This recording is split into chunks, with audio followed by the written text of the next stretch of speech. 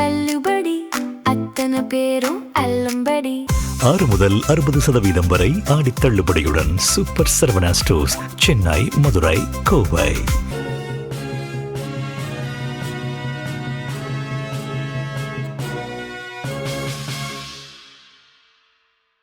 வணக்கம்.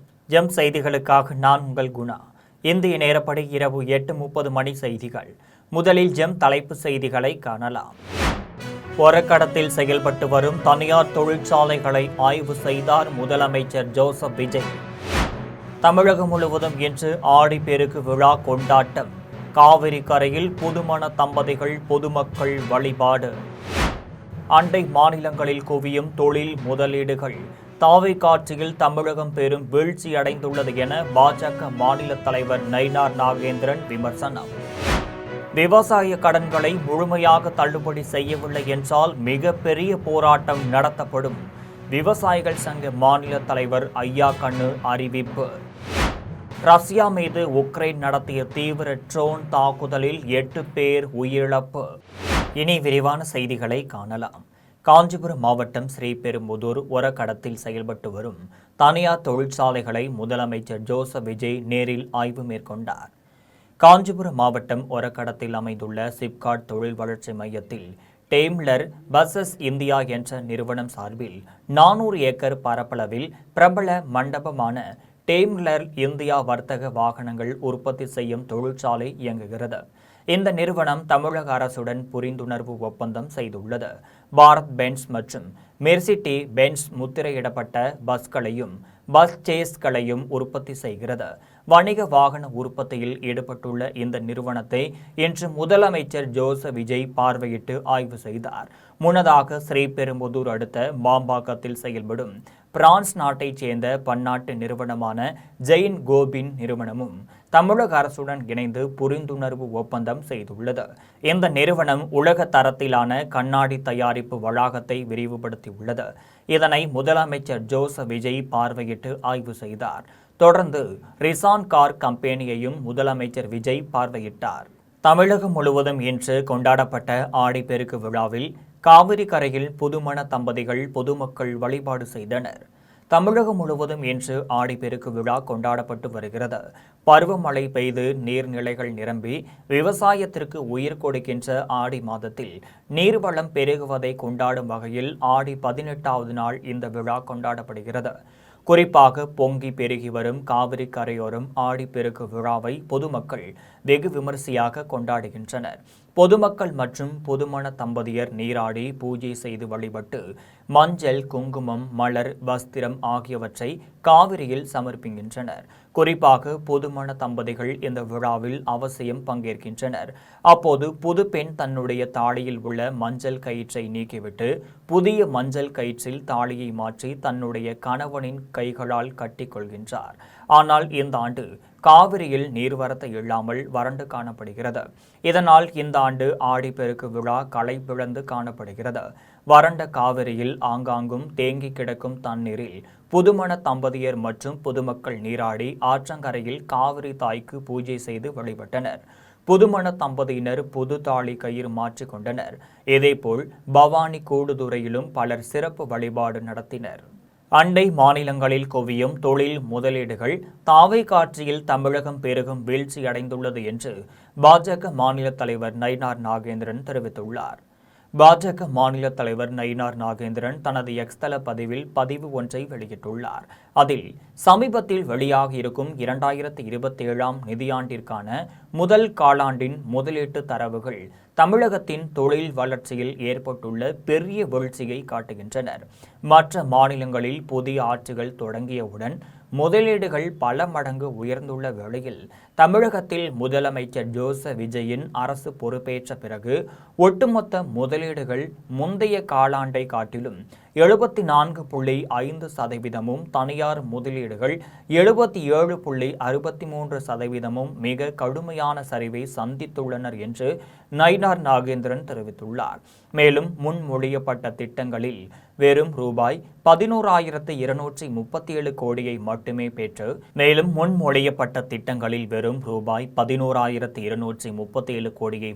பெற்று தேசிய அளவில் தமிழகம் 17வது இடத்திற்கு தள்ளப்பட்டுள்ளது எனவும் முதலமைச்சர் ஜோசப் விஜயிடம் போதிய திட்டமிடல் இல்லாததும் புதிய முதலீட்டாளர்களை கவரும் கொள்கைகள் தாவேக அரசிடம் இல்லாததுமே இத்தகைய வீழ்ச்சிக்கு காரணம் என்றும் தெரிவித்தார். இதனால் தமிழகத்திற்கு வரவேண்டிய வெளிநாட்டு தனியார் முதலீடுகளும் ரூபாய் 2080 கோடியிலிருந்து ரூபாய் 720 கோடியாக குறைந்துள்ளனர் என்றும் வெறும் விளம்பர பேச்சுகளாலும் ரீல்ஸுகளாலும் மட்டுமே புதிய முதலீடுகளை கொண்டுவர முடியாது என்பதை முதலமைச்சர் ஜோசப் விஜயின் அரசிற்கு இந்த தரவுகள் தெளிவாக உணர்த்தியிருக்கின்றனர். எனவே முதலமைச்சர் ஜோசப் விஜய் உடனடியாக சரியான தொழில் கொள்கைகளை உருவாக்கி சரிந்து வரும் முதலீட்டாளர்களின் நம்பிக்கையை மீட்டெடுக்க வேண்டும். இல்லையெனில் நமது இளைஞர்களின் வேலைவாய்ப்பு கேள்விக்குறியாகிவிடும் என்பதை தாவேக அரசுக்கு எச்சரிக்கையாக தெரிவித்துக் கொள்கின்றேன் என்று நயினார் நாகேந்திரன் தெரிவித்துள்ளார். விவசாய கடன்களை முழுமையாக தள்ளுபடி செய்ய வேண்டும், இல்லை என்றால் மிகப்பெரிய போராட்டம் நடத்தப்படும் என்று தென்னிந்திய நதிகள் இணைப்பு விவசாயிகள் சங்க மாநில தலைவர் ஐயா கண்ணு அறிவித்துள்ளார். சென்னை தலைமை செயலகத்தில் நீர்வளத்துறை அமைச்சர், பொதுப்பணித்துறை அமைச்சர் மற்றும் கூட்டுறவுத்துறை அமைச்சரை தென்னிந்திய நதிகள் இணைப்பு விவசாயிகள் சங்க பிரதிநிதிகள் சந்தித்து பல்வேறு கோரிக்கைகளை முன்வைத்தனர். அதன் பின்னர் தென்னிந்திய நதிகள் இணைப்பு விவசாயிகள் சங்க மாநில தலைவர் ஐயா கண்ணு செய்தியாளர்களை சந்தித்து பேசினார். அப்போது உச்சநீதிமன்றம் மற்றும் காவிரி மேலாண்மை ஆணையம் உத்தரவிட்டு கர்நாடகா காவிரியில் தண்ணீர் திறந்துவிட மறுத்துவிட்டதாக தெரிவித்தார். மேலும் கேரளாவில் பெய்யும் வெள்ள நீர் நீலகிரி வழியாக கபினி ஆற்றிற்கு செல்கிறது. அந்த நீரை பவானி சாகர் அணைக்கு கொண்டு வரும் வகையில் பவானி புலிகள் காப்பக பகுதியில் வாய்க்கால் அமைக்க வேண்டும் என்று அமைச்சர்களிடம் வலியுறுத்தியதாக தெரிவித்தார்.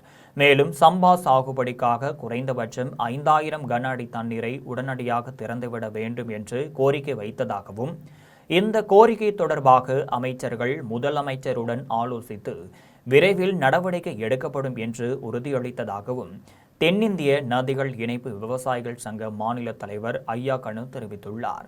மேலும் விவசாய கடன்களை முழுமையாக தள்ளுபடி செய்ய வேண்டும், இல்லையென்றால் மிகப்பெரிய போராட்டம் நடத்தப்படும் என்றும் தென்னிந்திய நதிகள் இணைப்பு விவசாயிகள் சங்க மாநில தலைவர் ஐயா கண்ணு அறிவித்துள்ளார்.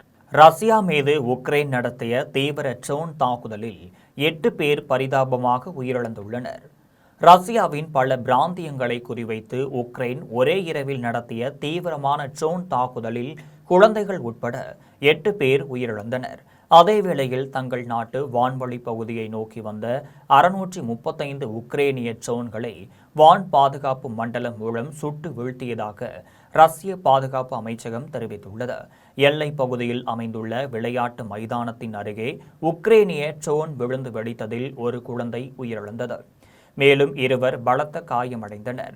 மற்ற இடங்களில் நடைபெற்ற தாக்குதலில் மேலும் 3 பேர் உயிரிழந்தனர். இதனைத் தொடர்ந்து எங்கெல்ஸ் நகரில் உள்ள குடியிருப்பு பகுதி ஒன்றின் மீது ட்ரோன் விழுந்து தாக்கியதில் 2 என மொத்தம் 8 பேர் உயிரிழந்தனர். இங்குள்ள இராணுவ விமான தளம் மற்றும் முக்கிய எண்ணெய் சுத்திகரிப்பு ஆலைகள் இலக்காக கொண்டு இத்தாக்குதல் நடத்தப்பட்டுள்ளதாக கருதப்படுகிறது. உட்முர்டியா பகுதியில் நடந்த தாக்குதலில் 3 பேர் உயிரிழந்தனர். தொழில்துறை மையமான உபா நகரில் ட்ரோன் வீழ்த்தப்பட்டதால் பெரும் தீ விபத்து ஏற்பட்டது. லஞ்சம் ஊழல் இல்லாத ஆட்சியை மக்கள் தேர்வு செய்துள்ளனர் என்று அதிமுகவிலிருந்து விலகி தமிழக வெற்றிக் கழகத்தில் இணைந்த ராஜேஷ் தெரிவித்துள்ளார். அதிமுக வடசென்னை வடகிழக்கு மாவட்ட செயலாளர் ராஜேஷ் அக்கட்சியிலிருந்து விலகி தமிழக வெற்றிக் கழகத்தில் இணைந்தார். அதன் பின் தலைமை செயலகத்தில் செய்தியாளர்களை சந்தித்து பேசினார். அப்போது இந்த நாள் இனிய நாள் என்றும் தாவேக தலைவர் ஜோசப் விஜய் தலைமையாக ஏற்றுள்ள பொதுச் செயலாளர் ஆனந்தை சந்தித்து தாவேகாவில் இணைந்து கொண்ட நாள் மகிழ்ச்சியான தருணம் என்றும் மக்களை தேடி மக்களுக்கான அரசு என்ற நோக்கத்தின் அடிப்படையில் மக்கள் கொடுத்த தீர்ப்பை வரவேற்கும் விதமாக நிறைவான மனநிலையில் தமிழக வெற்றிக் கழகத்தில் இணைந்திருக்கிறேன் என்று ராஜேஷ் தெரிவித்தார். இது தொடர்பாக மேலும் அவர் தெரிவிக்கையில், மக்களுக்கான ஒரு அரசு, மக்களை நாடி ஒரு அரசு அப்படின்ற ஒரு விஷயத்தில் மக்கள் கொடுத்த தீர்ப்பு அதற்கு வரவேற்கும் விதமாக, எதிர்பார்க்கும் விதமாக இன்று நம்ம அந்த தாவேகாவில் இணைந்திருக்கின்றோம். மகிழ்ச்சியான ஒரு நிறைவான மன ஓட்டத்தோடு வரும் காலம் தமிழக மக்கள் நம்முடைய எம்ஜிஆர் ஆந்திரா மாநிலத்தை போன்று தமிழக அரசு விவசாயிகளுக்கு ஏக்கருக்கு 10,000 ஊக்கத்தொகை வழங்க வேண்டும் என்பன உள்ளிட்ட பல்வேறு கோரிக்கைகளை வலியுறுத்தி செய்யாற்றில் கட்சி சார்பற்ற விவசாய சங்கத்தினர் ஆர்ப்பாட்டத்தில் ஈடுபட்டனர். திருவண்ணாமலை மாவட்டம் செய்யாற்றில் அமைந்துள்ள பச்சையம்மன் திருக்கோவிலில் ஆடிப்பெருக்கை முன்னிட்டு அம்மனுக்கு படையிலிட்டு செய்யாறு வறண்ட ஆற்றில் நெல் விதைகளை தூவி கட்சி சார்பற்ற விவசாய சங்கத்தினர் நூதன முறையில் ஆர்ப்பாட்டத்தில் ஈடுபட்டனர். ஆர்ப்பாட்டத்தில் ஆந்திர மாநிலத்தை போன்று விவசாயிகளுக்கு ஏக்கருக்கு 10,000 ஊக்கத்தொகை வழங்க வேண்டும், வருகின்ற ஆகஸ்ட் 6ஆம் தேதி தமிழக சட்டப்பேரவையில் பட்ஜெட் தாக்கல் நடைபெறவுள்ள நிலையில் விவசாயிகளுக்கு ஏதுவாக விவசாய கடன்களை முழுமையாக தள்ளுபடி செய்ய வேண்டும் என வலியுறுத்தினர். மேலும் ஆந்திர மாநிலத்தை போன்று தமிழக அரசு ஏக்கருக்கு 10,000 கடன் உதவி வழங்குமா, செய்யாறு பாலாறு இணைப்பு திட்டத்தில் தடுப்பணை கட்டி செய்யார் பகுதி மக்களுக்கு நிலத்தடி நீர் உயர்த்துமா அல்லது விவசாயிகளுக்கு தாவேக அரசு பட்டை நாமம் போடுமா என கேள்விகளை எழுப்பிய விவசாய சங்கத்தினர் வறண்ட ஆற்றில் மஞ்சள் கயிறு மற்றும் நெல் விதைகளை தூவி கண்டன கோஷங்களை எழுப்பினர். சைதாப்பேட்டை அடையாறு மற்றும் திடீர் நகர் பகுதியில் அமைச்சர் ஆனந்த் சட்டமன்ற உறுப்பினர் அருள் பிரகாசமுடன் திடீரென ஆய்வு மேற்கொண்டு அடையார் ஆற்றில் படர்ந்துள்ள ஆகாய தாமரைகளை உடனடியாக அகற்ற உத்தரவிட்டார்.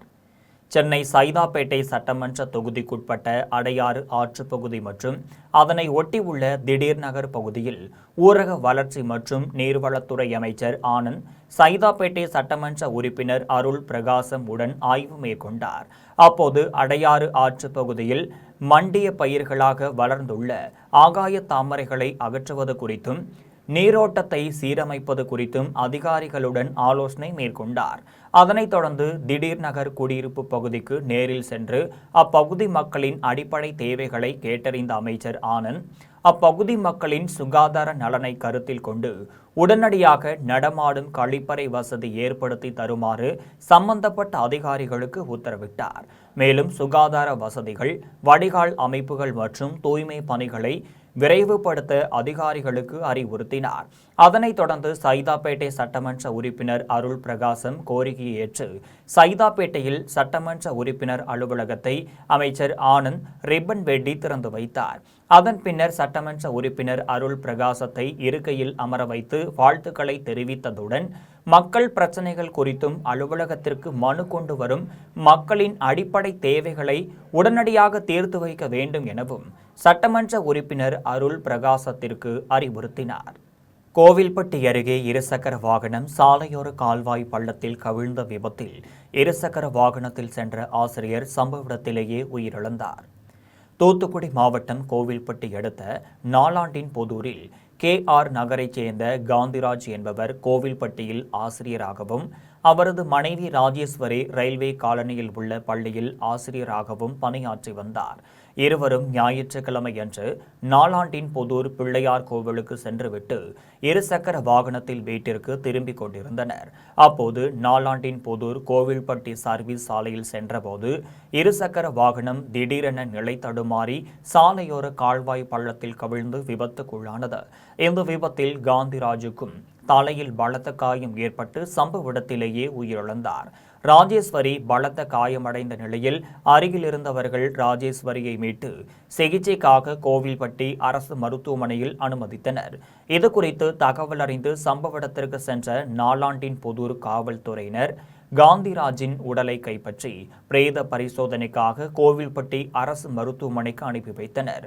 மேலும் விபத்து குறித்து வழக்கு பதிவு செய்து விசாரணை நடத்தி வருகின்றனர்.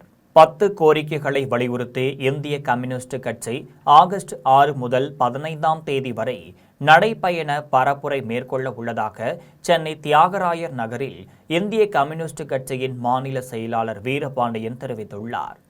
சென்னை தியாகராயர் நகரில் இந்திய கம்யூனிஸ்ட் கட்சியின் மாநில செயலாளர் வீரபாண்டியன் செய்தியாளர்களை சந்தித்து பேசினார். அப்போது காவிரி நீர் அனைவருக்கும் உரிமை, தமிழ்நாடு எப்போதுமே பெங்களூரின் குடிநீர் தேவையை கணக்கில் கொள்ளாமல் இல்லை, அதை நாம் மதிக்கிறோம் என்றும், தமிழ்நாட்டிற்கு கிடைக்க வேண்டிய தண்ணீர் நெருக்கடி காலங்களில் கண்டிப்பாக கிடைக்க வேண்டும் என்பதை கம்யூனிஸ்ட் கட்சி வலியுறுத்துகிறது எனவும், கர்நாடகாவில் அனைத்து கட்சி கூட்டம் கூட்டப்பட்டதை போன்று தமிழ்நாட்டிலும் அனைத்து கட்சி கூட்டத்தை முதலமைச்சர் ஜோசப் விஜய் கூட்ட வேண்டும் என்றும் வீரபாண்டியன் தெரிவித்தார். மேலும் ஒருமித்த கருத்து வராது என்பதால் நாங்கள் கூட்டத்தை கூட்டவில்லை என்று சொல்வது ஏற்புடையது அல்ல என்றும், தமிழ்நாட்டில் அனைத்து கட்சிகளும் ஒரே கருத்தில் உறுதியாக உள்ளனர் என்றும் இந்திய கம்யூனிஸ்ட் கட்சியின் மாநில செயலாளர் வீரபாண்டியன் தெரிவித்துள்ளார்.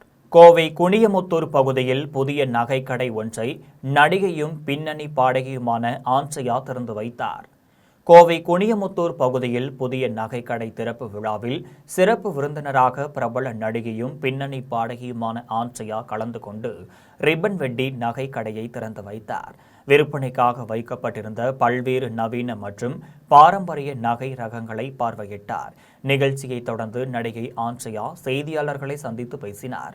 அப்போது முன்பெல்லாம் அடுக்கடுக்கான பாரமான நகைகளை அணிவதுதான் ஃபேஷனாக இருந்தது, ஆனால் இப்போது ட்ரெண்ட் முற்றிலும் மாறிவிட்டது என்றும், இப்பெல்லாம் ஹெவி ஜுவல்ஸ் யாருக்குமே பிடிக்காது எனவும், நகைகள் பார்க்கும்போது ரொம்ப அழகாக இருக்கணும், அதே சமயத்தில் போடுவதற்கு ரொம்ப லைட்டாகவும் இருக்க வேண்டும் என்று நடிகை ஆண்ட்ரியா தெரிவித்துள்ளார். சோளிங்கர் அருகே மாவட்ட அளவிலான கிரிக்கெட் போட்டியில் வெற்றி பெற்று முதலிடம் பிடித்த மேல்பேட்டை அணிக்கு பரிசு கோப்பை மற்றும் ரூபாய் 20,000 ரொக்க பரிசு வழங்கப்பட்டது.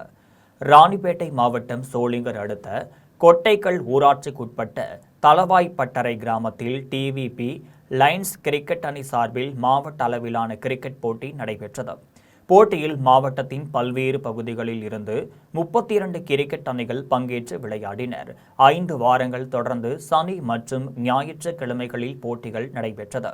நிறைவு நாளில் நடைபெற்ற இறுதிப் போட்டியில் டிவிபி அணி மற்றும் மேல்பேட்டை அணி பங்கேற்றனர். முதலில் பேட்டிங் செய்த டிவிபி அணி 60 ரன்கள் எடுத்தது. தொடர்ந்து விளையாடிய மேல்பேட்டை அணி 61 ரன்கள் எடுத்து வெற்றி பெற்று முதலிடத்தை பிடித்தது. இதனைத் தொடர்ந்து நடைபெற்ற பரிசளிப்பு விழாவில் சிறப்பு அழைப்பாளராக பாமக மாநில அமைப்பு செயலாளர் கிருஷ்ணன் கலந்து கொண்டு வெற்றி பெற்ற மேல்பேட்டை அணிக்கு பதக்கம், பரிசு கோப்பை மற்றும் ரூபாய் 20,000 ரொக்க பரிசு வழங்கினார். 2ஆம் இடம் பெற்ற டிவிபி அணிக்கு பதக்கம், பரிசு கோப்பை மற்றும் ரூபாய் 15,000 ரொக்க பரிசு வழங்கினார். மேலும் 3 மற்றும் 4ஆம் இடம் பிடித்த அணிக்கும் ஆட்டநாயகன் மற்றும் தொடர் ஆட்டநாயகன் ஆகியோருக்கும் விருதுகள், பரிசு கோப்பைகளும் வழங்கப்பட்டது. இதில் பாமக நிர்வாகிகள் வடிவேல், கார்த்திக் ராஜா, சரவணன், பாபு, சம்பத், ஹரிகிருஷ்ணன், தீனதயாளன், லோகேஷ், ஆதிகேசவன் மற்றும் சேகர் உள்ளிட்ட பலர் கலந்து கொண்டனர். பழையங்குடி ஊராட்சி செயல் அலுவலரிடம் 100 நாள் வேலை வழங்க வேண்டும் என வலியுறுத்தி தமிழ் மாநில விவசாய தொழிலாளர் சங்கத்தினர் கோரிக்கை மனு அளித்தனர். திருவாரூர் மாவட்டம் திருத்துறைப்பூண்டி வட்டம் பழையங்குடி ஊராட்சி செயல் அலுவலரிடம் தமிழ் மாநில விவசாய தொழிலாளர் சங்கத்தின் ஒன்றிய துணை செயலாளர் ராஜ்மோகன் தலைமையில் தமிழ் மாநில விவசாய தொழிலாளர் சங்கத்தினர் கோரிக்கை மனு அளித்தனர். அதில் 100 நாள் பயனாளிகளுக்கு முழுமையாக 100 நாள் வேலை திட்டம் வழங்கப்பட வேண்டும் என வலியுறுத்தினர். அதன் பின்னர் திருத்துறைப்பூண்டி சுற்றுவட்டார பகுதிகளில் உள்ள அனைத்து ஊராட்சிகளிலும் ஊராட்சி மன்ற செயல் அலுவலரிடம் கோரிக்கை மனு வழங்கப்பட்டது. அதனைத் தொடர்ந்து பழையங்குடி ஊராட்சி செயல் அலுவலரிடம் 100 நாள் வேலை திட்டத்தை முழுமையாக அனைத்து பயனாளிகளுக்கும் வழங்க வேண்டும் என வலியுறுத்தி 200க்கும் மேற்பட்ட பெண்கள் கோரிக்கை மனுவினை வழங்கினர். நிகழ்ச்சியில் முன்னாள் கிளை செயலாளர் ரணியன், கிளை செயலாளர் முருகேசன், கிளை செயலாளர் ஆனந்தன், பழங்குடி விவசாய தொழிலாளர் சங்க நிர்வாக குழு உறுப்பினர் நாகூரன் உட்பட பலர் கலந்து கொண்டனர். மாநில அளவிலான ஸ்கேட்டிங் விளையாட்டுப் போட்டியில் வெற்றி பெற்ற மாணவர்களுக்கு உடுமலைப்பேட்டையில் பாராட்டு விழா நடைபெற்றது.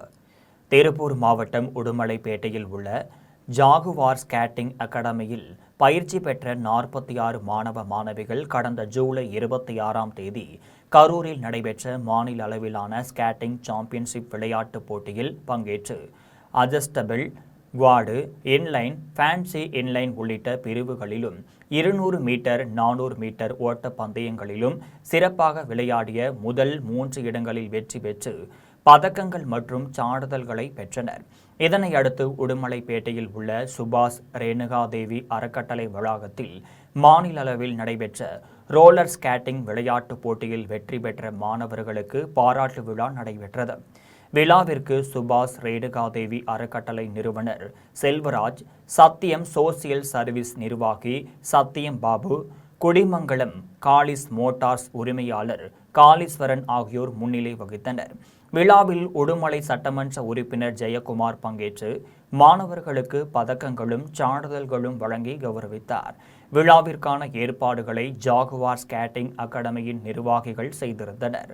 இதில் மாணவர்கள் மற்றும் பெற்றோர் என 200க்கு மேற்பட்டோர் கலந்து கொண்டனர். குன்றத்தூர் அடுத்த கோவூரில் கர்ப்பிணி தாய்மார்களுக்கு நடைபெற்ற வளைகாப்பு விழாவில் வளைகாப்பு பொருட்கள், பரிசு பொருட்கள் மற்றும் உணவு வழங்கப்பட்டது.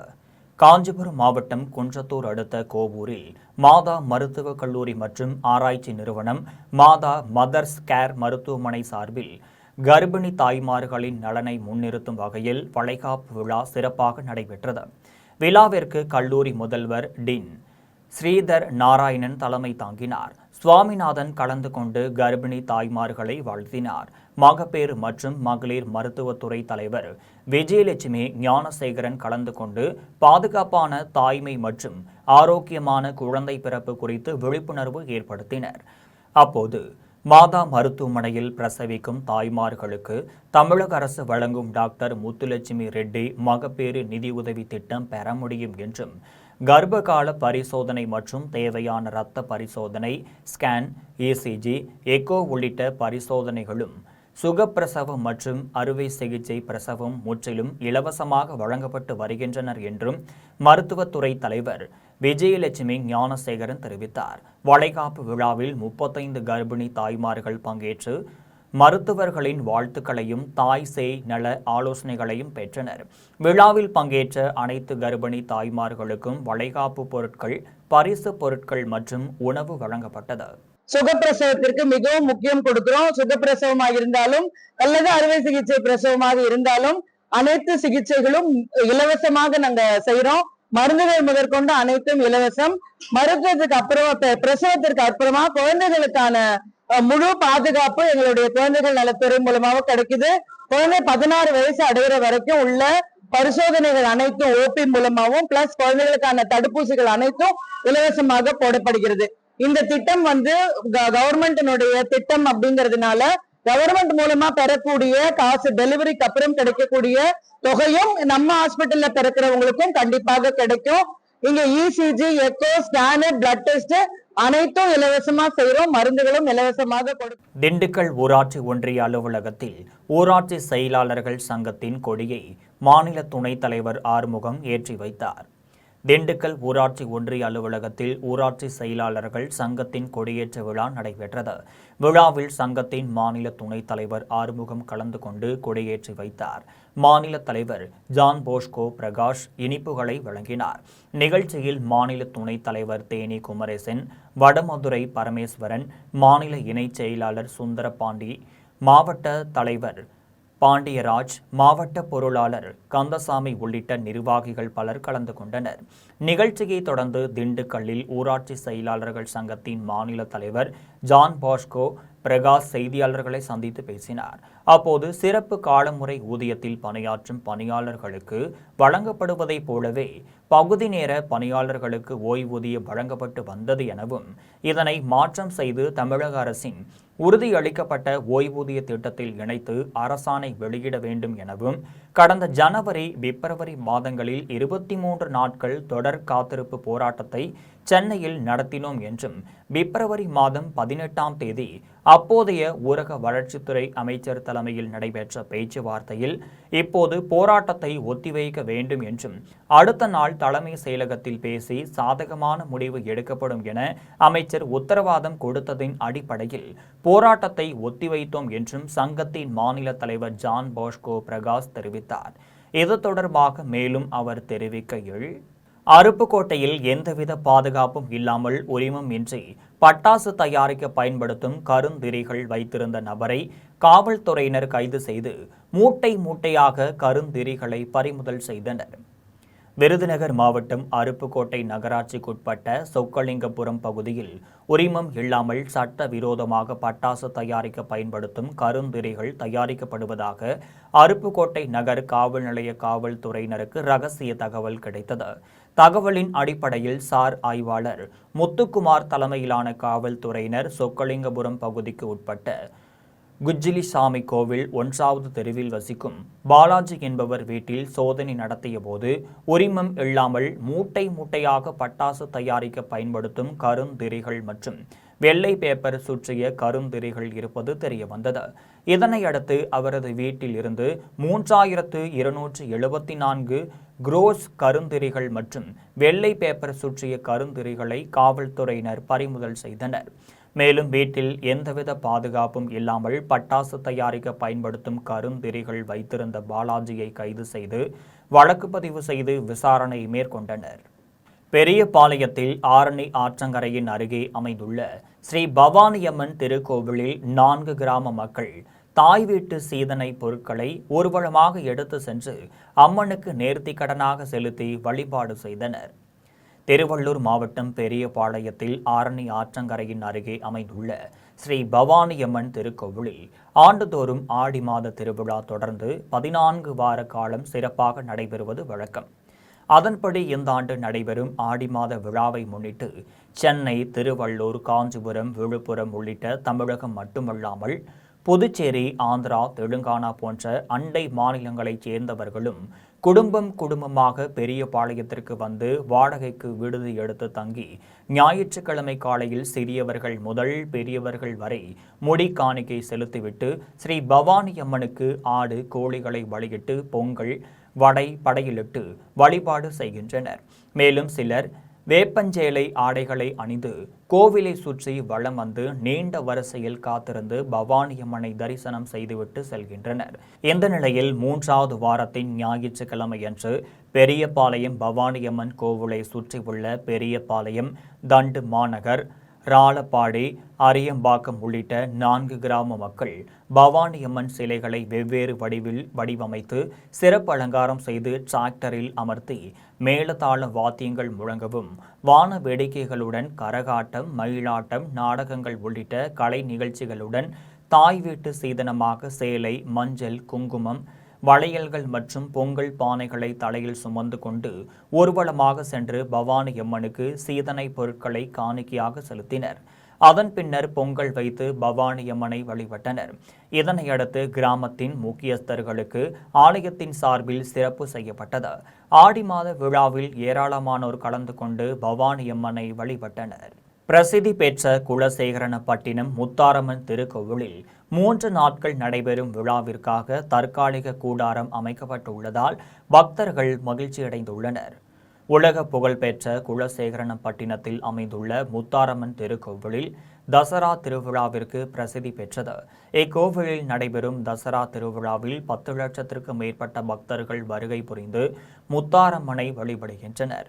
மேலும் முத்தாரம்மன் கோவிலில் தசரா திருவிழா மட்டுமல்லாமல் மாதந்தோறும் வெள்ளி, செவ்வாய்க்கிழமைகளில் தமிழ்நாட்டின் பல்வேறு பகுதிகளைச் சேர்ந்த ஏராளமான பக்தர்கள் வருகை புரிந்து முத்தாரம்மனை வழிபடுகின்றனர். இந்நிலையில் பக்தர்களின் வசதிக்காக ஏற்கனவே கட்டப்பட்டிருந்த கலையரங்கத்தின் உள் அரங்கம் இடிக்கப்பட்டு ரூபாய் 6 கோடி மதிப்பீட்டில் புதிதாக பக்தர்கள் காத்திருக்கும் அறை ஆமை வேகத்தில் கட்டுமான பணிகள் நடைபெற்று வருகிறது. இந்நிலையில் நாளைய தினம் முத்தாரம்மன் திருக்கோவிலில் 3 நாட்கள் நடைபெறும் விழாவில் பக்தர்கள் தங்கி செல்வதற்கு ஏதுவாக 14,000 சதுர அடியில் மணல் பரப்பில் தற்காலிக தங்கும் அறைகள் கோவில் நிர்வாகம் சார்பில் அமைத்துள்ளது. இதனால் பக்தர்கள் மகிழ்ச்சியடைந்துள்ளனர். கோவில்பட்டி வேலாயுதபுரம் பத்திரகாளியம்மன் திருக்கோவிலில் ஆடிப்பொங்கல் திருவிழா கொடியேற்றத்துடன் தொடங்கியது.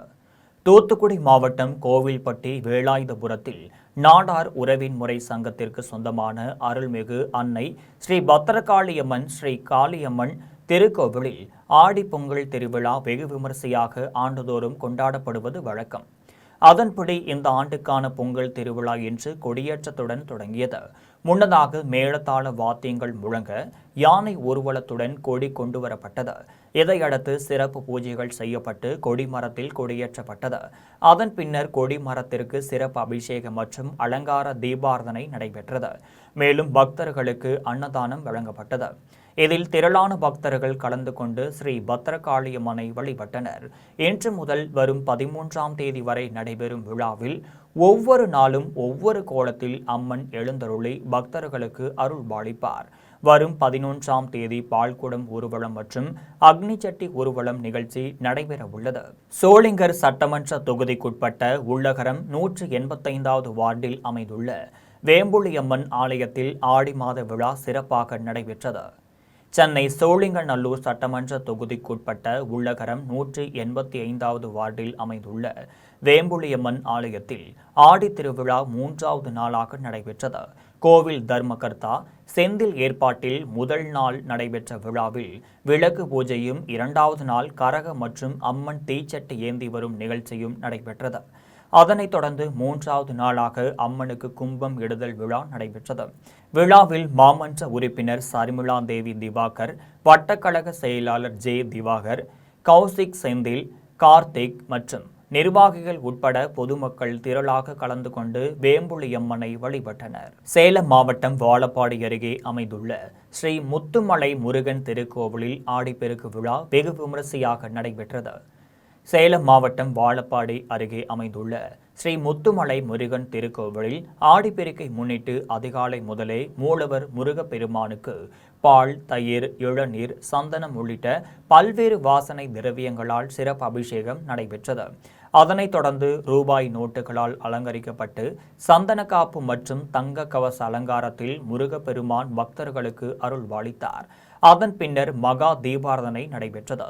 விழாவில் வாழப்பாடி, ஆத்தூர் மட்டுமின்றி கள்ளக்குறிச்சி, நாமக்கல், திருச்சி, ஈரோடு, பெரம்பலூர் உள்ளிட்ட பல்வேறு மாவட்டங்களில் இருந்தும் ஆயிரக்கணக்கான பக்தர்கள் கலந்து கொண்டு காலை முதலே நீண்ட வரிசையில் காத்திருந்து சாமி தரிசனம் செய்தனர். பக்தர்களின் வசதிக்காக கோவில் நிர்வாகம் சார்பில் வெயிலின் தாக்கத்திலிருந்து பாதுகாக்க நடைபாதை முழுவதும் பந்தல் அமைக்கப்பட்டுள்ளனர். மேலும் தரையில் தண்ணீர் தெளித்தும் குளிர்ச்சியான சூழல் ஏற்படுத்தப்பட்டதுடன் பக்தர்களுக்கு குடிநீர் மற்றும் அன்னதானம் உள்ளிட்ட அடிப்படை வசதிகளும் செய்யப்பட்டது. விழாவில் ஏராளமான பக்தர்கள் கலந்து கொண்டு முருகப்பெருமானின் அருளை பெற்றனர். மீண்டும் தலைப்பு செய்திகள். ஒரக்கடத்தில் செயல்பட்டு வரும் தனியார் தொழிற்சாலைகளை ஆய்வு செய்தார் முதலமைச்சர் ஜோசப் விஜய். தமிழகம் முழுவதும் இன்று ஆடிப்பெருக்கு விழா கொண்டாட்டம். காவிரி கரையில் புதுமண தம்பதிகள், பொதுமக்கள் வழிபாடு. அண்டை மாநிலங்களில் குவியும் தொழில் முதலீடுகள். தாவேகா ஆட்சியில் தமிழகம் பெரும் வீழ்ச்சி அடைந்துள்ளது என பாஜக மாநில தலைவர் நயினார் நாகேந்திரன் விமர்சனம். விவசாய கடன்களை முழுமையாக தள்ளுபடி செய்யவில்லை என்றால் மிகப்பெரிய போராட்டம் நடத்தப்படும். விவசாயிகள் சங்க மாநில தலைவர் ஐயா கண்ணு அறிவிப்பு. ரஷ்யா மீது உக்ரைன் நடத்திய தீவிர ட்ரோன் தாக்குதலில் 8 பேர் உயிரிழப்பு. இத்துடன் செய்திகள் நிறைவடைகின்றன. மீண்டும் செய்திகள் இரவு 12 மணிக்கு. உடனுக்குடன் செய்திகளை காண gemlive.tv என்ற இணையதளத்தில் இணைந்திருங்கள். நன்றி, வணக்கம்.